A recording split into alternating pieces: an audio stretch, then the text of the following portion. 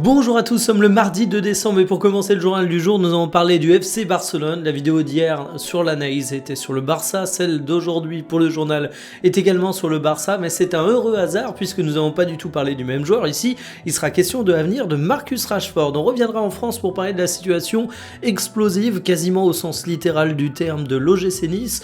On évoquera le tirage pour les Coupes de France et les 32e de finale qui vont avoir lieu d'ici quelques jours. On ira du côté du passé de 2018 de Samuel Umtiti, mais cette fois vous allez voir, il ne sera pas question du genou du joueur, on va différer légèrement et enfin on terminera par la situation médicale cette fois de Vlahovic et un coup dur pour la vieille dame. Installez-vous confortablement et bienvenue pour le journal du jour. Est-ce que le Barça doit garder Marcus Rashford? En tout cas, selon le média The Times, ce serait la volonté de Deco, le directeur sportif du FC Barcelone, et le joueur anglais aurait une clause d'achat à 30 millions d'euros, ce qui est à la fois beaucoup, mais aussi relativement peu quand on pense à l'avenir qui était prédit à Marcus Rashford. Alors je pense qu'on sera tous d'accord pour dire que ce fameux avenir, il l'accomplira jamais, ce sera jamais un joueur digne de la stature d'un Kylian Mbappé par exemple, mais du côté du Barça, Rashford, il y a quand même une utilité. Cette saison, eh bien, il a joué 18 matchs, il a marqué 6 buts et il a délivré 9 passes décisives, c'est d'autant plus pas mal qu'en termes de temps de jeu, c'est 14 matchs, pas plus. Alors attention, moi, il y a un truc quand même que je trouve frappant, c'est que les statistiques de Rashford, elles sont relativement flatteuses. Quand tu regardes le contenu des matchs, si vous êtes supporter du Barça, je pense que vous êtes agacé plus d'une fois devant des dribbles ratés, devant une incorporation dans le jeu et une communication avec ses coéquipiers qui n'est pas pleinement réussie. Reste qu'en attendant, le Barça doit faire avec des blessés depuis le début de saison et donc Rashford a un temps de jeu similaire à un titulaire, 71% du temps sur le terrain, c'est assez impressionnant et il dispose d'un autre atout de poids, son profil, il est différent des joueurs que tu as dans ton effectif et donc ça donne un outil de plus à ton entraîneur qui peut l'utiliser dans des cas où tu as besoin de qualités différentes de celles d'un Yamal, Rafinha, Lewandowski, etc.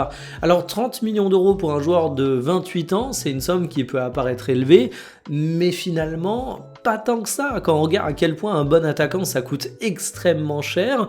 Pour moi, Rashford, il n'a pas la carrure pour être titulaire au FC Barcelone, quant à tout le monde qui est présent, évidemment il débute sur le banc, mais ça peut être une belle option. Reste à voir le salaire, pour moi plus que le montant de transfert, c'est là où tu vas devoir faire des arbitrages. On sait que le joueur anglais est payé très cher, et peut-être que c'est ce qui le rendrait inaccessible bien plus qu'un montant de transfert.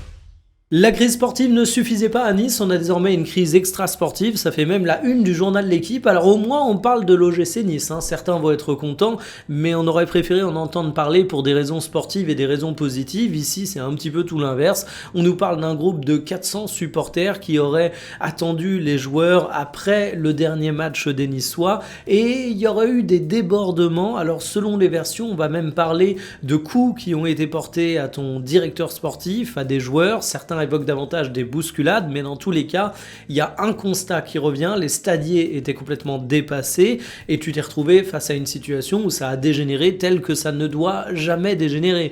On ne doit pas bousculer, on ne doit pas évidemment porter des coups et d'ailleurs, du côté de Nice, on a 2 arrêts maladie qui ont été posés, Boga et Mofi, ce sont des joueurs qui ont également porté plainte et c'était les plus ciblés pour leur attitude en dehors et sur le terrain, mais je ne vais pas commencer à rentrer dans toutes les justifications parce que ça donnerait l'impression que ces actes sont légitimes. Or, on le rappelle, en venir au point, pour du football, ça devrait jamais exister.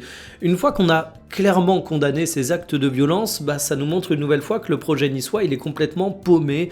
On a même des médias qui nous parlent de la démission de Francaise, ton entraîneur. Ce serait assez inédit parce que normalement les entraîneurs se font virer, ils démissionnent pas, surtout que lui il lui reste un contrat long jusqu'en 2029. Imaginez s'il renonce à ce salaire, ça vous montrerait à quel point la situation est critique, mais du côté de Nice, on sait pas dans quelle direction ça va.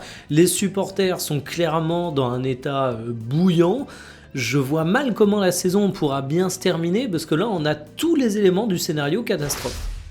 La Coupe de France, ça reprend le 20 décembre et le tirage a eu lieu. Alors, à quoi on va avoir le droit pour ces 32e de finale? On a quelques affiches intéressantes, je vais vous les montrer, mais attention, ça tient en deux parties. Voici la première. Là, on se rend compte qu'on a un beau duel entre Nice et Saint-Étienne. Vu la forme des Aiglons, ça sera vraiment disputé. Auxerre et Monaco, c'est le plus gros duel sur le papier puisqu'on a deux clubs dans l'élite en Ligue 1. Marseille et Lyon, c'est épargné. Si on va sur la deuxième partie du tirage, tranquille pour Lille, pour Nantes, pour Lorient, un beau duel de Ligue 2 entre Laval et Guingamp, et mon côté vendéen chauvin me dit que je vais me régaler. On a le PSG contre Fontenay, on a Angers contre les Herbiers, on a Rennes contre les Sables d'Olonne.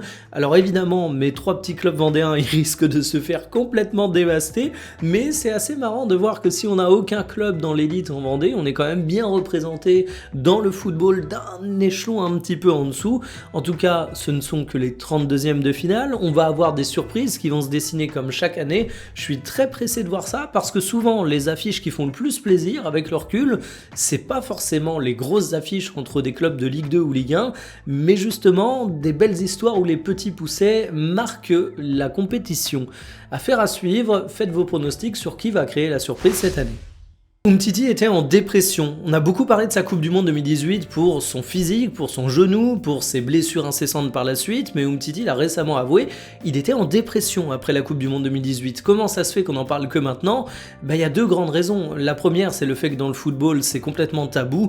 T'es un sportif de haut niveau, t'es un bonhomme, tu dois tout le temps te montrer fort, et malheureusement, ces sujets sont encore vus comme une preuve de faiblesse, à tort bien évidemment. Et le deuxième truc, c'est que quand t'es footballeur professionnel, si tu parles de mal-être mental aujourd'hui, tu vas avoir toute une partie des commentateurs, des internautes qui vont dire que tu es millionnaire, donc que tu n'as pas le droit d'être en dépression, alors que c'est une maladie, ça peut arriver à beaucoup de gens, y compris des joueurs de foot qui ont une situation financière très confortable.